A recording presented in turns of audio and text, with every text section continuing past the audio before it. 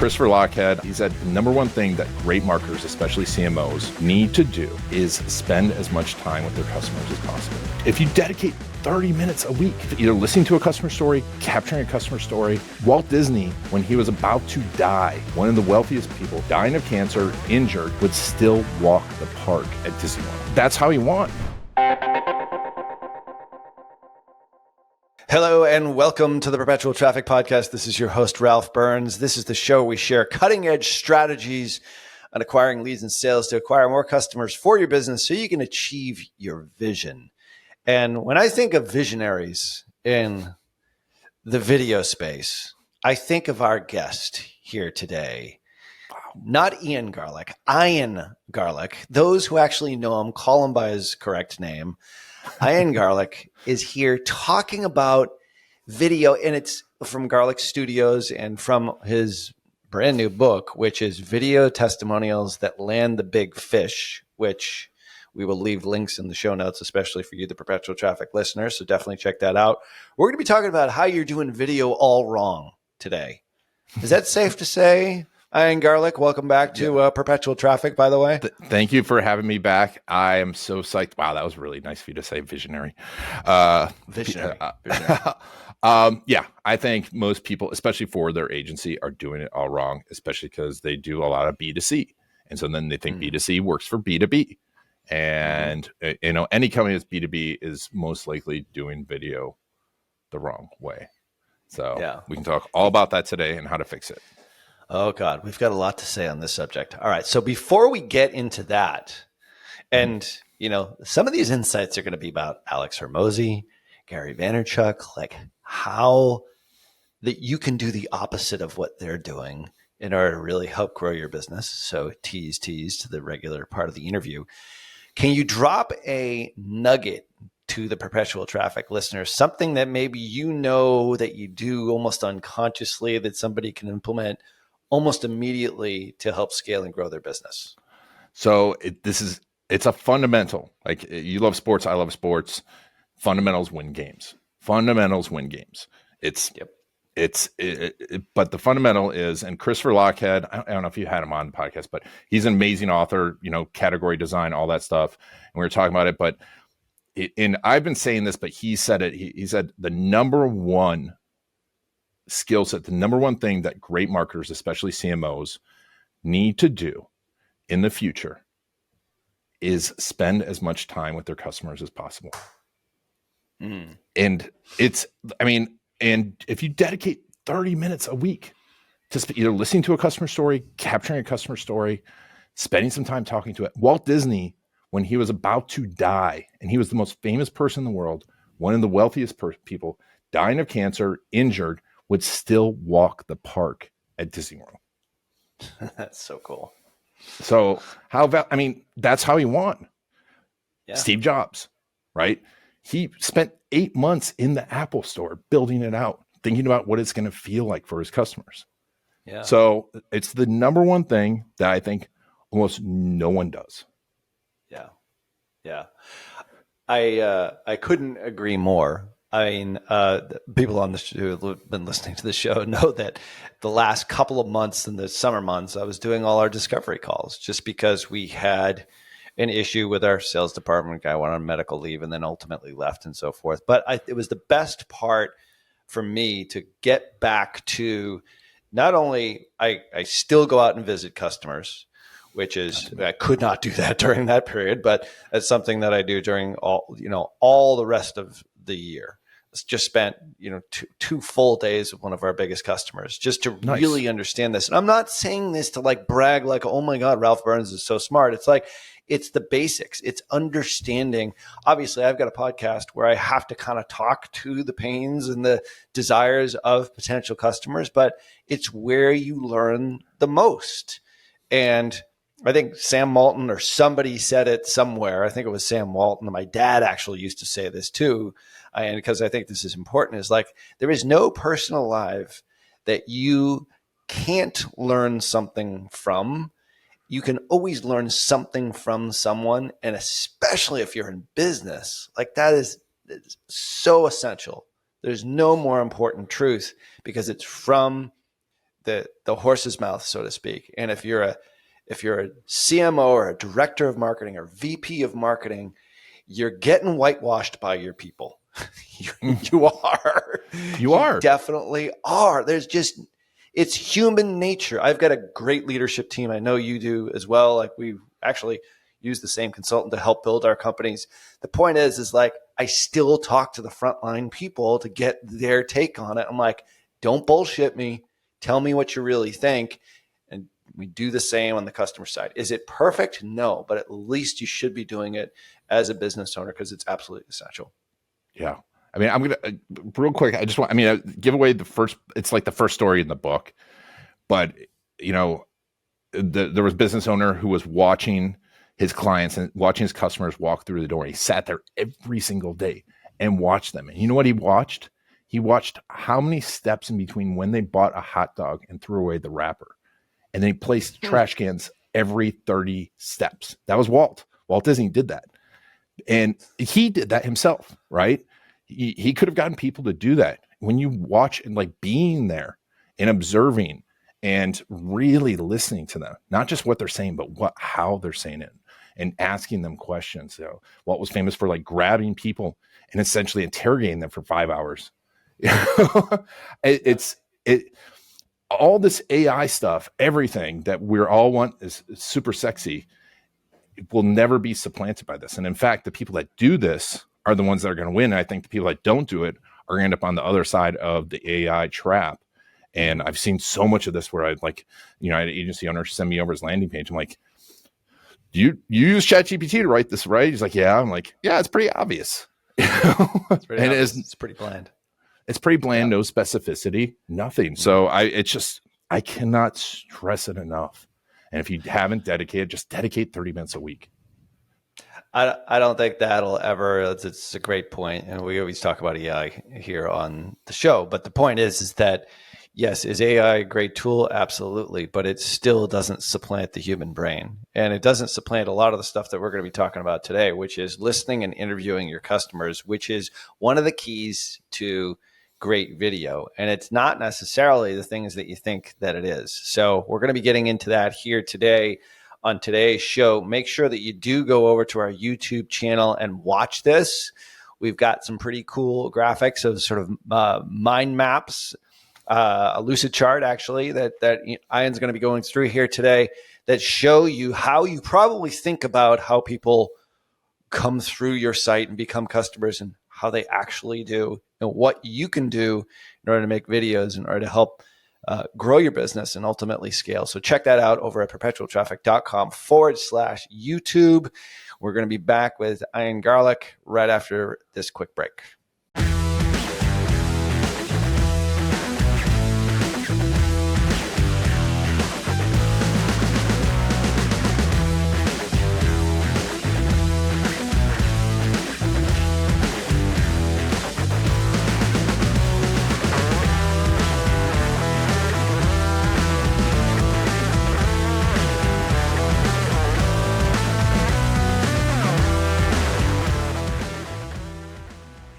All right, so we are back with Ian Garlic, and one of the interesting things that we talked about before we hit the record button here today was how so many people right now, especially if you're looking on YouTube, you're looking at all the socials, they're starting to look the same.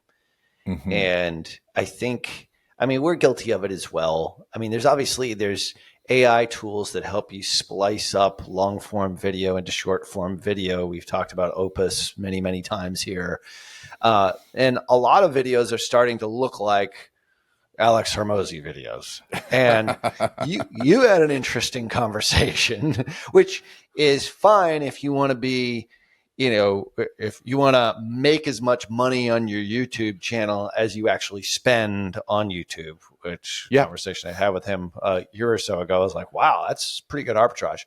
But the point is you had a conversation with Gary Vaynerchuk a while back, and it was super interesting, and it's actually sort of changed the way that he markets videos. And a lot of people look at him as like another great example of how I should sell my business or promote my business, especially in the B2B space.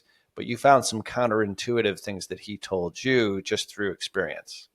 Yeah, I mean, we talked about it, and when I interviewed him a while ago, he was still like in the inception. Now, YouTube, he got big at with Wine Library, right? B2C. Well, he Right. kept up the B2C play on his YouTube channel, so he was really going for the masses. He was not speaking to the Fortune 50, Fortune 100 companies he was selling to, in which he had a play which was smart because he could test stuff out, right? But it did not lead directly to, and in fact, did turn off some business that was Fortune 500, right? Because Sure. you see all the stuff that Gary Vee does, him swearing, hanging out, not being very professional, which is fine. That's his thing. He can get away with that now. But for a long time, he wasn't getting away with it. And you think that that's going to do something for your agency. It's going to do something for your business. If you're a B2C, it can work. It can work really well. Right. But B2B, I mean, in the end, do you want to work with some dude that's like bro in a sweatshirt? Most people that are going to spend $1 million with the company don't want to see that. Right. And, and appealing to the masses and like saying the same stuff and just regurgitating it over and over and over again. I'm seeing that so much. And like you said, like Hormozy too. Everyone wants the Hormozy style graphic, the Hormozy style this. And there's a lot of people, there's people selling it. But his wife, I saw on a podcast talking about, how they were not feeling good about their content just because they were feeding the algorithm. Mr. Beast has to feed the algorithm, but it's still not speaking to the B2B. Now, yes, he's gotten $1 billion offer. That's 12, 15 years into it. Do you have 15 years? It's a long play. That's a long play and a lot of money and a lot of 12, 14-hour days just feeding that and working from his parents' basement until he had enough money to get out of his parents' basement. So, well, I mean, a lot of people look at overnight success or what they think is overnight success as something that actually happens overnight, but it's usually 10 or 15 years in the making. I forget what the stat is on Hormozy, but I believe it was 10 years in the making at least. I mean, I know a mutual friend of ours, Tom Breeze, used to run his ads way back when he was doing gym. Oh, geez, I forgot the name of the gym launch. Gym launch. Yeah. So like that was sort of the genesis of it. And obviously he's got sort of a back end for acquisition.com. I get it. And there is mass in there and mass appeal, but you don't necessarily have to get to that level. You don't need Hormozy level popularity to scale and grow your business, especially if you're going B2B. I was talking to a kid at the gym the other day. All right. The kid, he's not a kid, he's a man, but he's like, he has a social presence. He's one of my son's former baseball friends. And I was telling him about our YouTube channel. I was like, yeah, it's only been up for 3 months or so. And it's got 700 followers, 700 subscribers. He's like, yeah, that's pretty good. I'm like, it is actually pretty good because we're not trying to go millions here. We don't want to go to the mass market. Like I run an agency. We try to help CMOs, directors of marketing, VPs of marketing. That is a small group of individuals who I don't know as if they're watching a whole lot of my TikTok videos, but You know what? Every once in a while, one does go viral. We have one that has 400,000 views. He's like, that's amazing. I'm like, it is, I guess, but how many people there are my ideal customer profile, the types of people that can actually really help with my business that are in that 400,000 views? Probably very, very few. Now, there is mass, if any. So if I talk to the avatar specifically, I think that's one of the things that Vaynerchuk sounds like he sort of figured out, transitioning from B2C over to B2B. It's a different message now, which is what we're going to be talking about here today. It is a different message. And I want to, we don't talk about this and everyone's like TikTok. But one thing's the difference between TikTok and YouTube and everything else is you talk about why people are there. Facebook people are there to be entertained. TikTok people are learning a little, but they feel like they're learning, right? And then they're getting entertained. YouTube people are actually learning. And it's something I call the TikTok ick, because I know if I get stuck on TikTok, I'm like, I don't feel so great about myself. It's like you've just eaten a half a dozen donuts. Exactly. But you get caught in it. I found myself in there the other day. And I think, when you feel that way, you project that onto the content and the people on there too. So I think that there's another thing, because if you're on YouTube, I go there to learn. I go there, guitar, ukulele, everything. So I don't feel as bad getting stuck on YouTube. And so I think that's another thing we got to think about when we're driving traffic, is what is someone's mental state in that traffic, in that platform. So explain this to me. So definitely head over to perpetualtraffic.com/YouTube. We've got a screen share here of a mind map lucid chart of a couple of different ways in which to look at how your customers actually travel through your customer journey, customer acquisition path. Yep. Yeah. And this is, we fall into this trap. And I've realized this years ago. And, if you spend enough time with customers and you watch them and really watch them doing stuff, you realize that this isn't the truth. But we think that you get a referral, especially referrals. If you're a heavy referral business, in which most big agencies are, that this is what happens. They go to your website, they go to your homepage, they read your blogs, which in reality, no one's reading your blogs. They go to your contact page and they email you. Yeah. Right. And they skim them. They might skim the topics at best, even if they're really interested. And then they wait for you to call back, right? They're just sitting there waiting for you to call back. They're not doing any other research on you, on your industry, and then they hire you.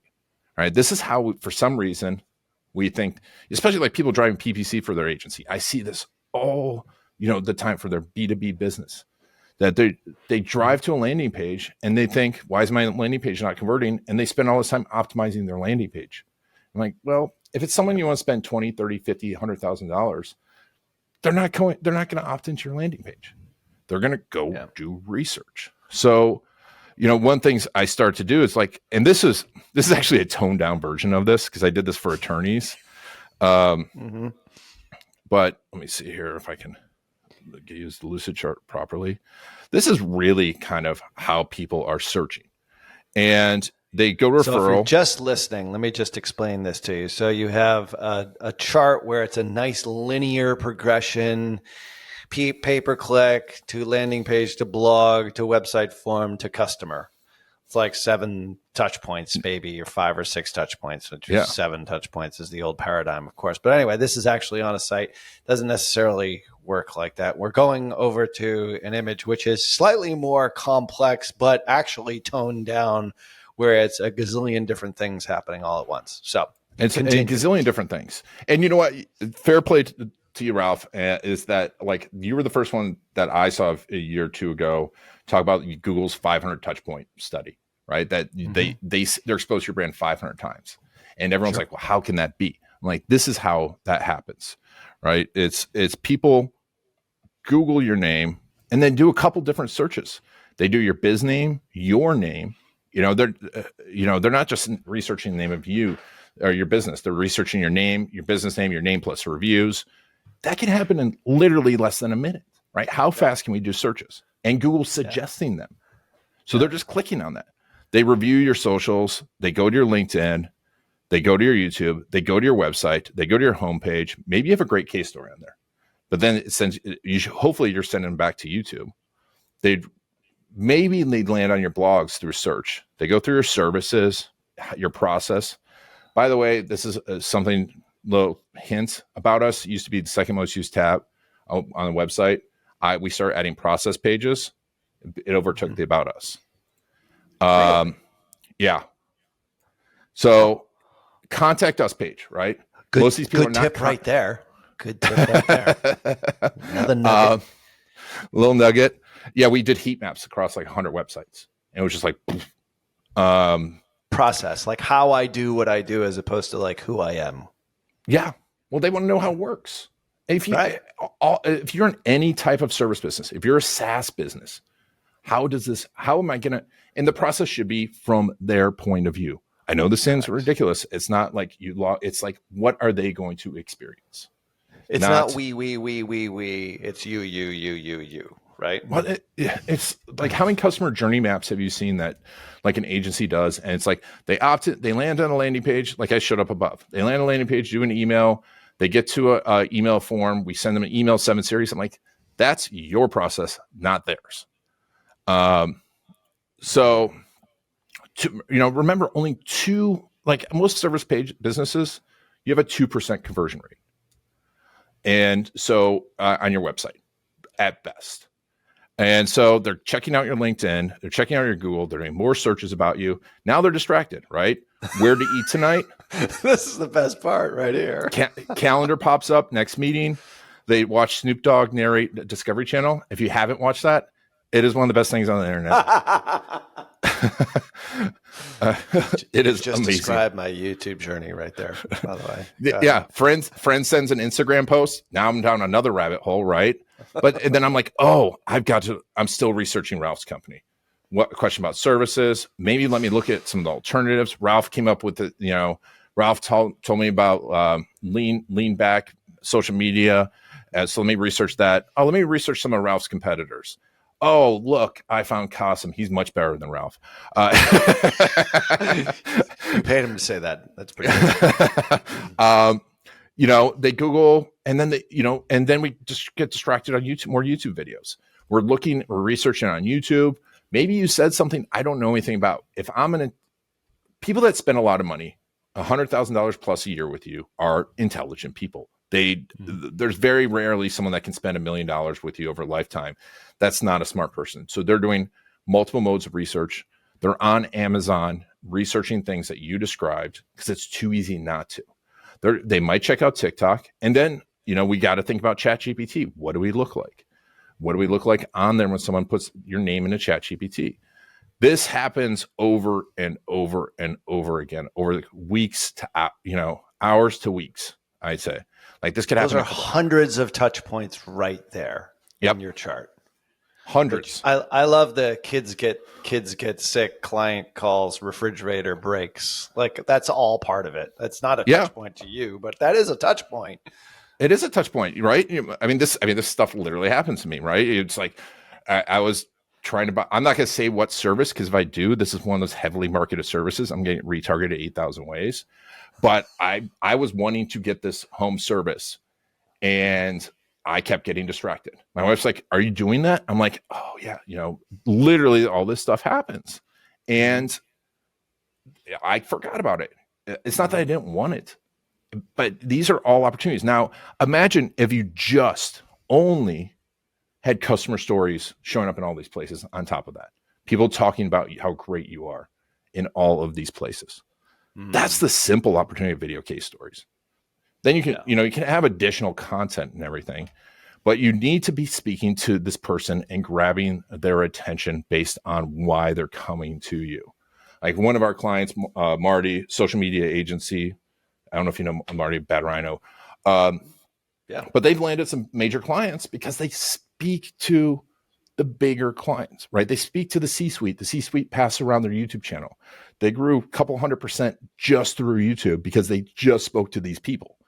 Not, I'm going to try and get 100,000 views. They have, last time I checked, 89 subscribers and made millions of dollars, right? Because they just speak to these moments. And then, I didn't even put in here after they set an appointment with you. How often do we just stop marketing when someone sets an appointment with you? They're doing more research about you. They're trying to figure out if you have an office, they're going to your office. If you're a small local business, they're probably looking at places to eat, recipe videos, cat videos, ukulele lessons. That's me. And researches new thoughts on the problem. And they're back into this whole mode.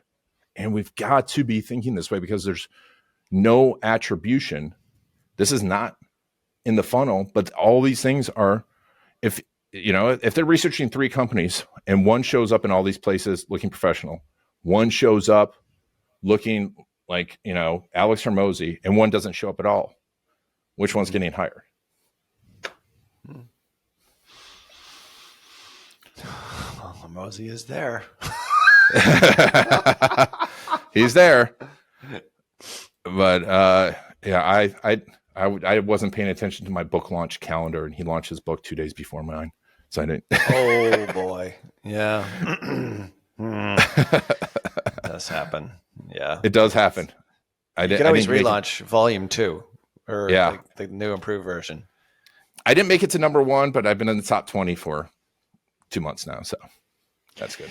So an interesting big part of this is the Amazon Kindle Audible part to it. And a lot of people, like we have a lot of people that have come on this show and the importance of having a book. It's another touch point. It's a big touch point and a big, it's a gargantuan project. But like that unto itself, let's set that one aside. What you're really talking about is customer videos and like how you do what you do interspersed among all the other pieces of information. And if you're doing, we found this to be the case with outbound, as sort of just a way in which to get attention is to be helpful and useful and a couple of touches. And then, oh, by the way, here's somebody who found tier 11 useful. And it's very, very intentional, but it's like you're taking this sort of to the next level with this video idea. Can you explain that and how this fits into this whole process and where you sort of insert it so that it doesn't seem like it's a constant commercial and it's overly crass? Yeah, no, I mean, if it's a story, right? That's why it's video case story, right? It's not a case study. It's not a testimonial. It's not saying, tier 11's amazing. It's like, oh man, I've been trying to solve my Facebook, traffic problem for, I'm just burning money, right? My account got shut down 6 times. Those stories, your clients have like 5 or 6 of those stories. So you have different versions of them. And, you go from cold to warm to hot. So as they're moving along, as you get over to here, yeah, we're talking about Ralph and how awesome he is. But back here, we're talking about all things that are tough and why most Facebook agencies suck. And I'm just using general Facebook agencies. Sorry. I know you do a lot more, but, Sure. back here, I have a traffic problem. I'm trying to figure out how to get more traffic, how to get quality traffic, how to get quality leads. Why do my leads suck? And you just have your customers talking about those. That's where you have to have a methodology for thinking about their story, how you're going to ask about their story, and ask at each point in the journey. Because 3 magical things happen when you do that. Number one, you get a great story. So you get a great amount of content that you can flip and flop, depending on where they are in the customer journey. You can have a quick YouTube short in here about, what, and I'm pointing at, like you can see me pointing at my screen. But you over here, it can be some YouTube shorts. But down here, this is what we did for, Chris Schreier at rankings.io, how to get to number 1, how to get to the first page of Google for car accident attorney. We have a 30-minute video, and it's a customer story about how they got him to number 1, and that gets the view time. So you've got to be thinking through customer journey. You've got to get a bunch of different stories, different hooks. So you get this amazing content. Plus, then you are learning about your customer journey. When you're interviewing them, you're learning more about them. Always people listen to these interviews are like, I didn't know that. I didn't know that. I didn't know what was happening in their day. You find out more about the cat videos or more about the Snoop Dogg that they watched or, what platform that they're on. But when you talk about it naturally, you talk about their kids getting sick. When we worked, I think actually this one actually makes me tear up a little. But one of our clients, Fran Tarkin Financial, we have a case story of them talking about like one of their clients was at their office when they found out his daughter almost got killed, and like how much the team just rallied for weeks and months around him. Right? Those are the stories that you find. And it has nothing to do with the business side of it. But man, you watch that and you're like, this is a company I want to work with. Right. And that's a story, if you're retargeting to that story, no one's going to be like, I hate you. Why are you always in my feed? I mean, someone might. There's some horrible little 13-year-olds out there that are just trolling you. But it's always the 13-year-olds. Yeah. We were there, right? I can't imagine if I'd had this stuff. But, and on top of it, you find your positioning statements. You find this is the thing that makes my eyes literally bleed and like my ears hurt is when I'm in a marketing meeting for like 2 hours and people are just like circular talking about their marketing and trying to figure out their value proposition. I'm like, why not just go talk to your customers? Right. And it's like, we're going to craft this perfect phrase that, does this logo, I literally had the client say, does this logo say strength? I'm like, no, what you do for your client says strength, and it's reinforced by whatever you put in front of them. But we get that when we talk about our customers. And so we take this through this process, what we call the tackle box process, because what I found too is people get these awesome hooks and angles, and then they're just floating in the ether.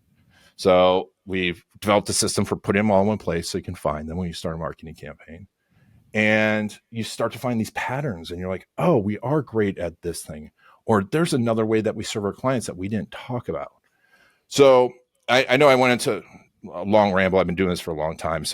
But this is where you have to be obsessed with thinking about this. This is where you're going to win.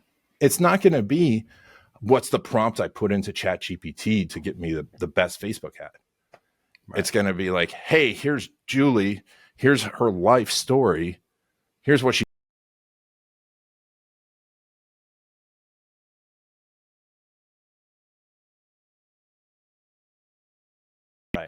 Right.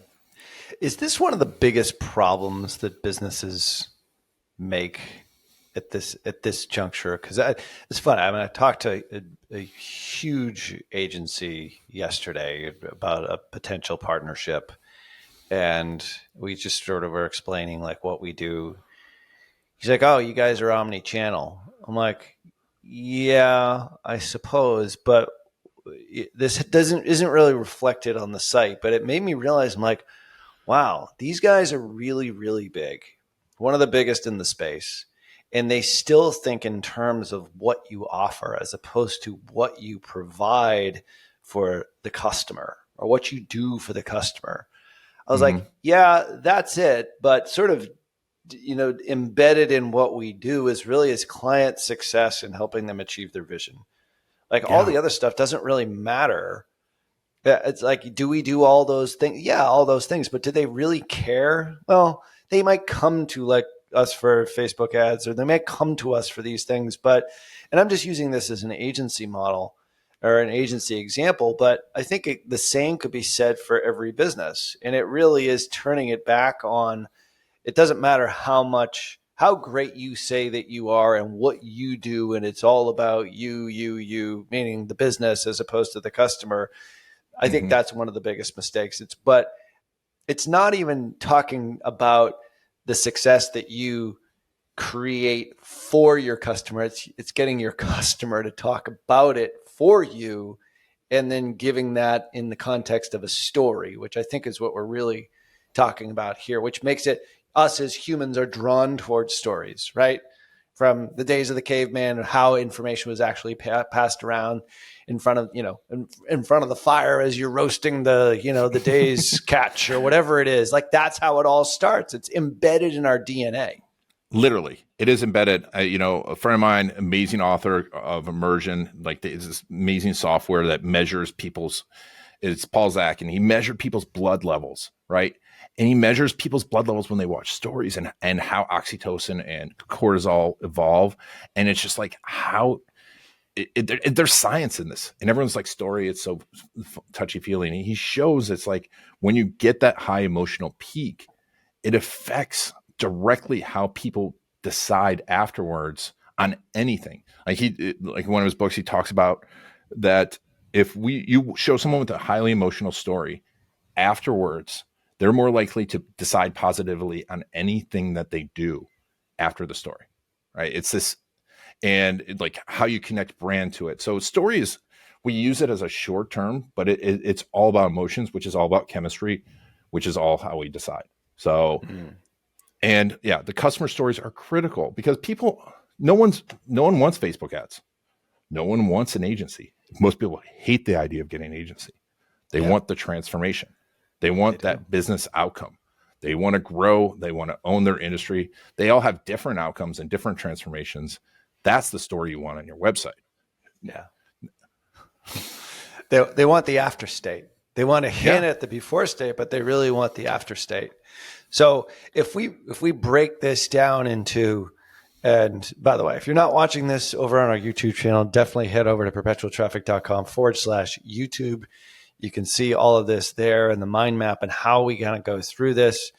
This can be done in a gazillion different iterations. But the point is I don't know how many touch points are in your model here, but it's greater than 7, which I was taught in marketing class back in, I don't even know, 19 something or other. I don't even know what year it was.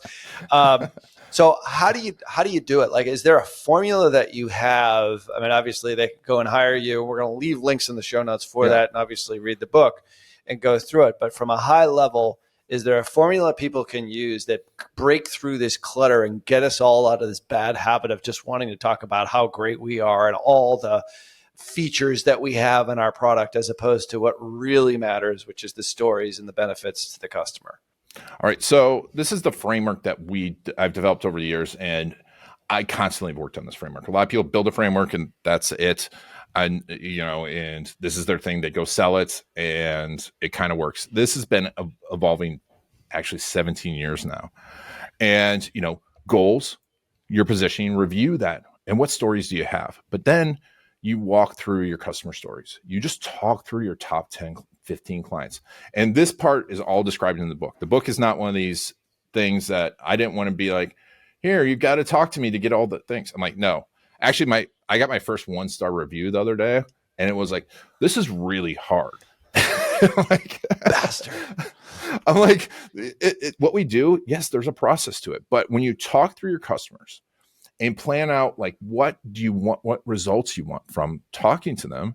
I mean, it's marketing 101, but people skip over to like, hey, I just got these great results for this big company. Let's send a videographer out there. I'm like, no, let's plan. Journalists don't just go pick up a story. They plan what the questions are asked. Lawyers hopefully don't show up to your big court case with just a printed out list of questions from ChatGPT. Right. They plan it out. So when you talk to your customers, you start to find patterns. We talked about that, positioning patterns, hooks and angles. And, customer service is great, but what was that customer service moment, right? That transformed it. We had one client, we were doing a video case study for an agency, and we're doing the interview. And in the middle of the interview, he's like, you want to see great customer service? Picks up the phone, dials the owner. The owner picks up in one ring. It's like, hey, it's like, that's great customer service. I'm like, and Ralph, that made you a little sick, didn't it? I never pick up my phone. I'm sorry. Well, but that was their value proposition. That's their value prop. Yeah. Watch this. Side note, this could be edited out, but what is the most common last thing said by a redneck before he dies? His last words. Watch this. I'm in Florida. I'm a redneck. It's right there, boy. Sorry, Kevin, you're editing that out. Kevin can keep that for later blackmail. It's good. That's fine. So you go through, and then you have someone who cares about your clients interview your clients. Don't send them a list of questions. Don't send out a camera and say something great about me. Interview your clients on their story, who they are, what were their problems, what was the process like, what was the process like, not just what was the process like, so that they can describe it. And inside of there, you'll start to find all these different things that you helped people with that you didn't realize. Like you were saying, no one's going to put, Ralph set up omni-channel and it was great. You're going to talk about like the process of working with you, first big wins, right? Not just the conclusion, first big win. And from there, you're going to understand your customer journey. Here's the biggest thing, I think, besides knowing your customer. Do you know the number one reason people decide on anything? What's the biggest influencing factor? I want to say social proof of what other people say about you, but I have a feeling that's wrong.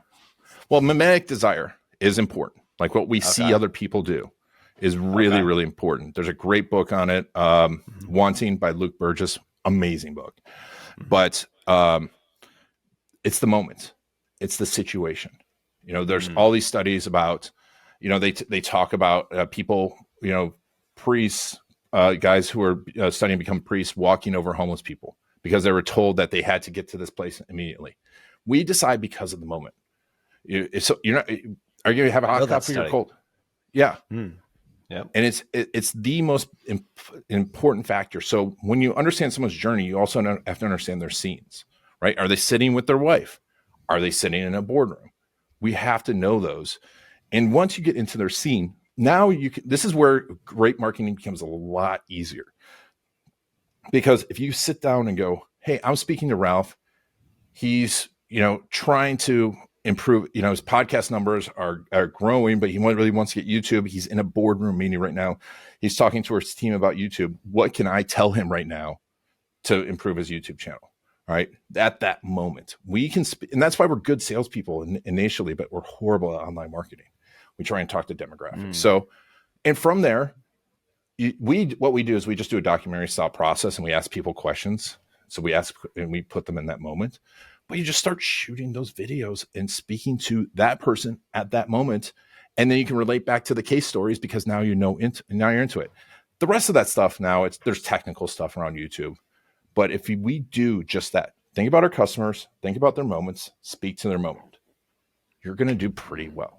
And the opposite of what most people do is not speaking in the moment. But what's the thing, like the people listening say, oh, I do that all the time, I should be doing this instead?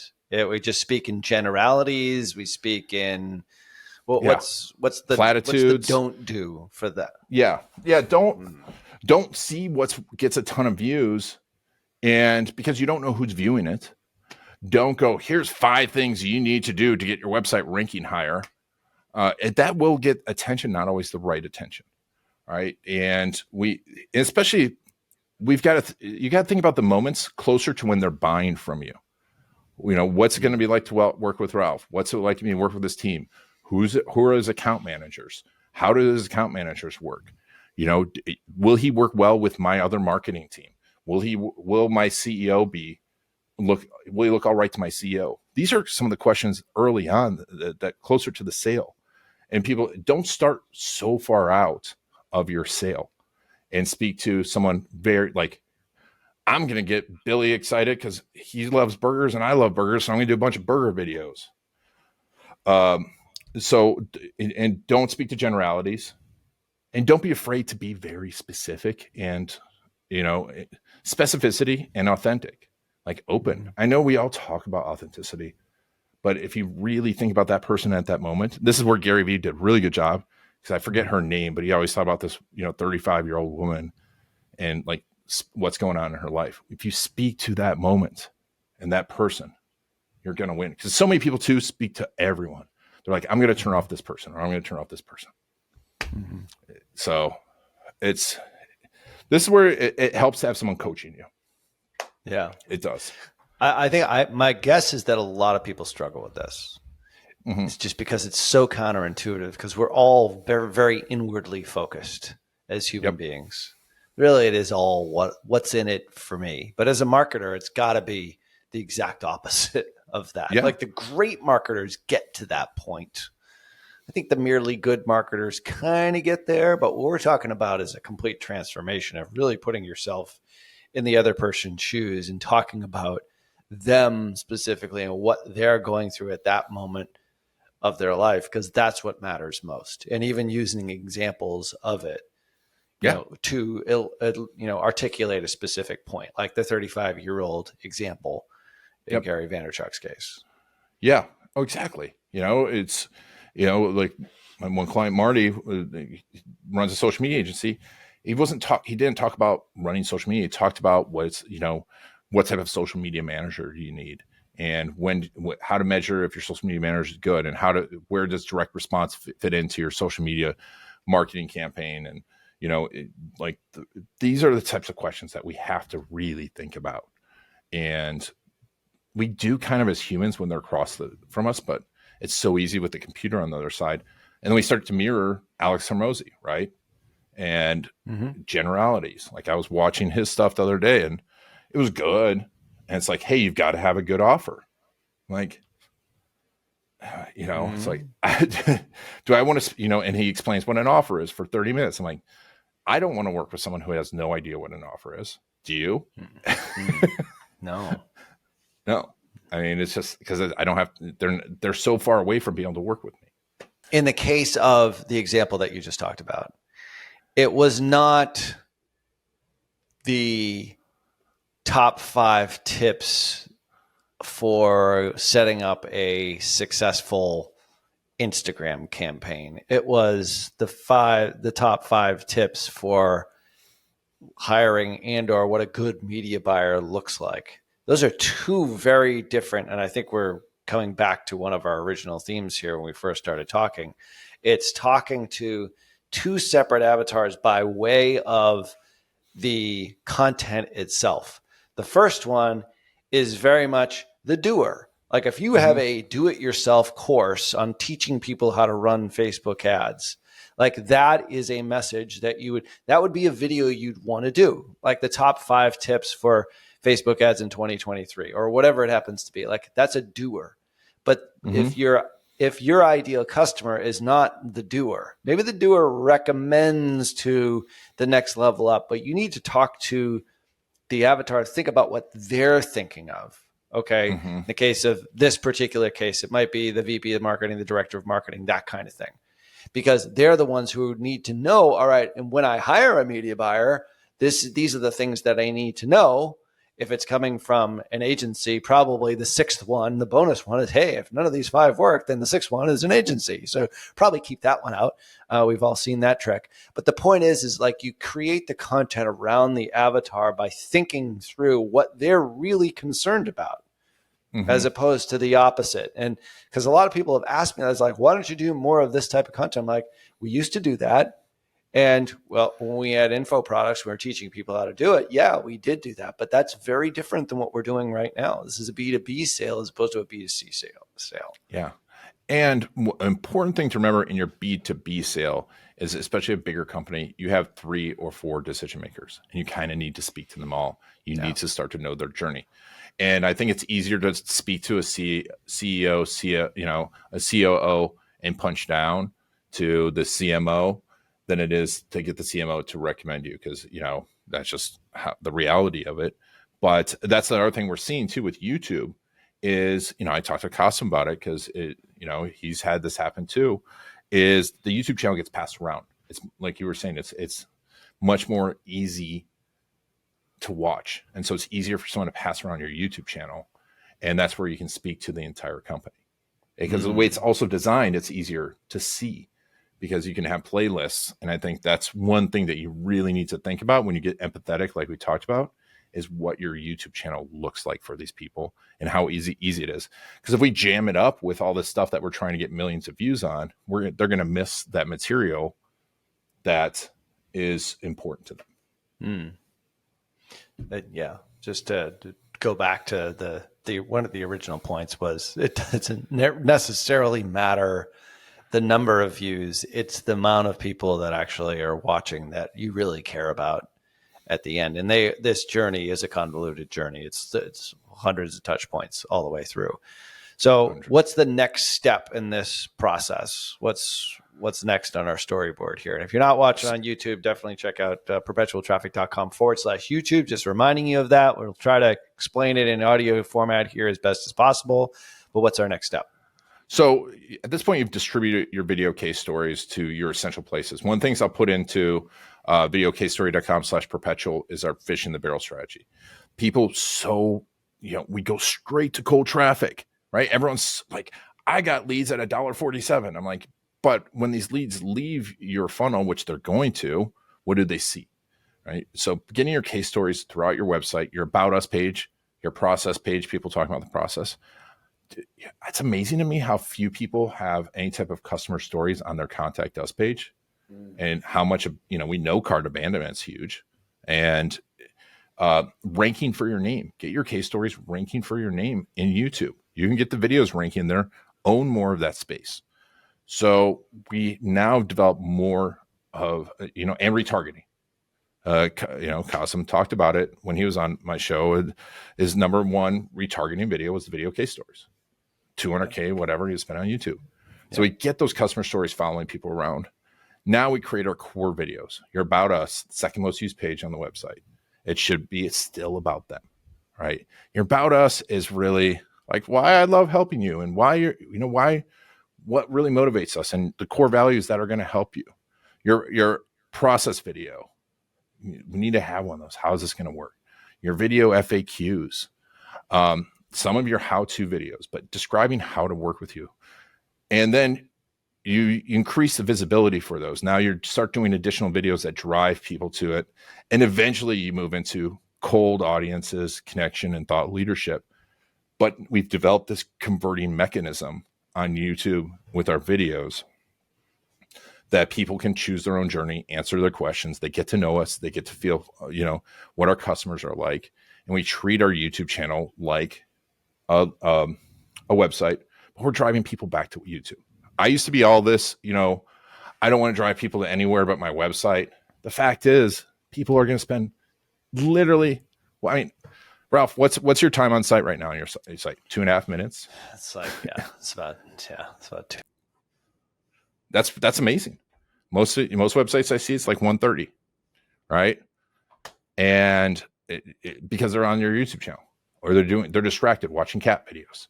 So I drive people to YouTube as much as possible because now we have information on there and they're going to get distracted. At least this way, I'm triggering YouTube to know that this is the person I want seeing these types of videos. Mm-hmm. So we're informing YouTube of who we want seeing these videos. There's a good chance now it's going to be suggested to them. And that's the beauty too, by the way. If they do get suggested, let's call out YouTube what it is, which is one of the best mechanisms ever. It's like, what was that video I was watching? Going back into history, or it'll start showing up right there on YouTube. And then you get another impression. It was like, oh yeah, I forgot I watched that guy before. He seemed to know what he was talking about. Or maybe he didn't, Yeah. But he caught my attention before I got distracted by the kids or the broken water heater or the cat video or whatever it happens to be. Yeah. And then it's suggested again. And you're not feeling bad. And you're like, oh, yeah. And then you have case stories in there showing that, hey, now I think this is where I see so many business YouTube channels fail is they forget to sell what they're doing. It's like, they maybe do it at the very top and then they have all these random informational videos on how to use WordPress. I was literally looking at someone's videos that was like selling, I see this in so many agencies. They're teaching how to log into Facebook and they're selling social media services and there's nowhere saying this is what we do. So you still want to sell it, but yeah, that gets suggested and you get that impression. Even if they don't click on your video, you're getting the impression. Yeah. And that Google said it. It's, it's so powerful, those impressions. This is a pretty chunky presentation. If you haven't been watching on YouTube, you want to check out videocasestory.com/perpetual. At the end, we'll talk about some bonuses that you might get with that. But anything to add before we talk about what people might be able to get from you for free, which is a pretty damn good offer. Yeah. So it doesn't end. You can create these core videos. I have clients that literally 15 years later, video is still working. But now we feed into this and we expound upon it. We improve upon it. We evolve it. We continue to collect more customer stories and you focus on the customers and those customers will inform making more videos. And I'm all in on YouTube and you should have a rhythm with it. But if you just stay in this process, you're not going to get distracted because you can get distracted by subscribers and total views. You can run YouTube ads. YouTube ads can help. Everything else feeds this. But if you continue this process, you're going to win. I have clients I've had for 15 years and it just continues to work, but you got to dedicate it to it. I don't know about you. Your sons are older. My son's 9. Yesterday, literally the whole day, he was homesick. Watch YouTube on our TV.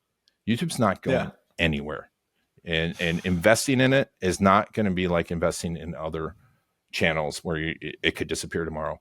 It's just not going anywhere. Yeah, it is.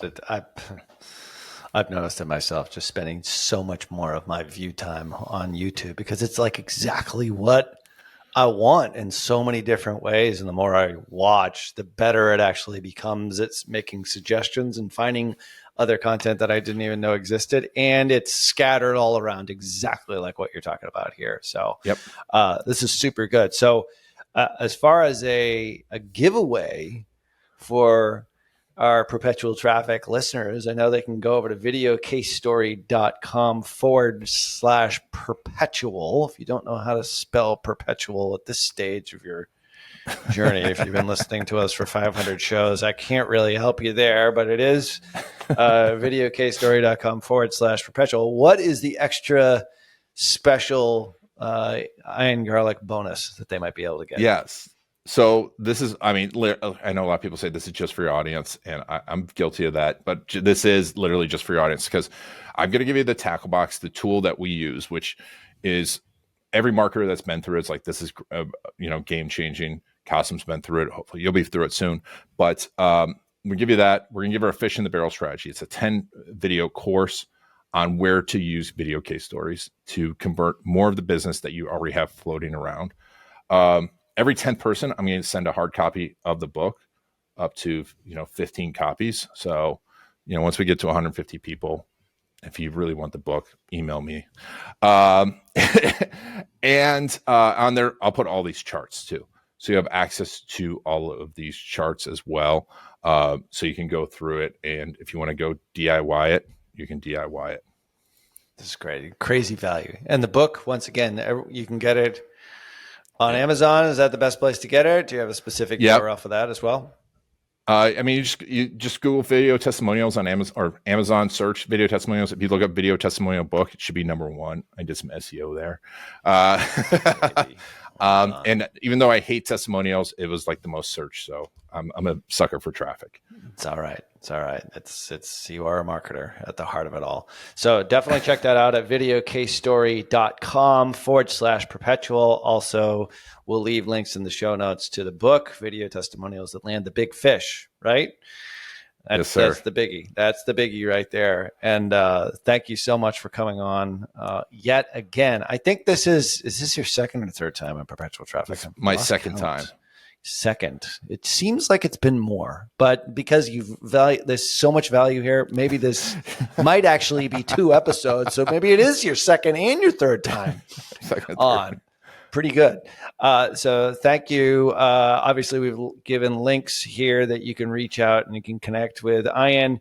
Make sure that you do subscribe and leave a rating wherever you're listening to podcasts. We are pretty much everywhere now. We're even going to be on YouTube Music, which is pretty exciting over on the podcast side of the equation. So yeah, so you got to be there. You got to be everywhere at this point. Of course, follow us on LinkedIn, on Twitter, on Instagram, you name it. There's a Perpetual Traffic social for just about everything. Go back and listen to previous episodes. And of course, check out our YouTube channel at perpetualtraffic.com/YouTube. On behalf of I want to say something real quick. Ralph, you do a great job on your LinkedIn. It's like genuine, good information about marketing, thought-provoking. Like, definitely, it's different than this stuff. So I appreciate it. Appreciate it. Trying to no bullshit over there. That's where I think actually people... That's why I think people like really take stuff seriously. So it's been fun, actually. LinkedIn is a great social channel. It's my favorite social channel these days. So follow me on LinkedIn. Follow Kasim on all his Twitters. He's everywhere. He's like the world's philosopher now. After he sold his agency, he's searching for a new career, Ryan. That's it. So he's going down that rabbit hole. That's at Kasim. Aslam will even give him a plug, even if he's not here today. And thank you so much for coming on Perpetual Traffic for your second or maybe third episode here. One of the most trafficked people on Perpetual Traffic. On behalf of my awesome co-host Kasim Aslam, until next show, see ya.